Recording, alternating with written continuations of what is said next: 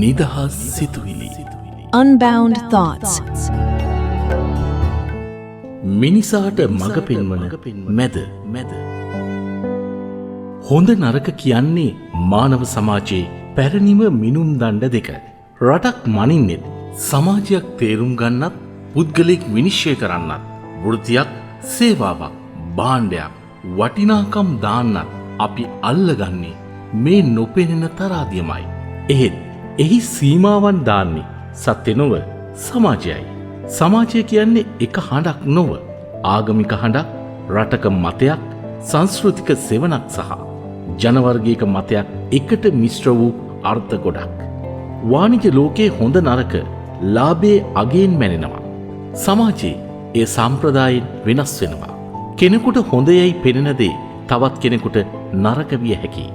අද නරක වූ දෙයක් හෙට හොඳ වෙන්නත් පුළුවන්. ඒ කාලය තරාදියේ බර මාරු කරන නිසා. ඒ නිසා හොඳත් නරකත් අන්ත දෙකක් පමණයි.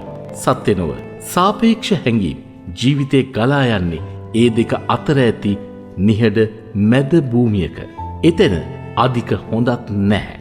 අධික නරකත් නැහැ. ඇත්තේ තේරුම් ගැනීම පමණයි.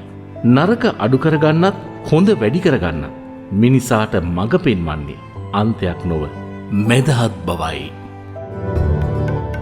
නිදහස් සිතුවිලි. Unbound thoughts.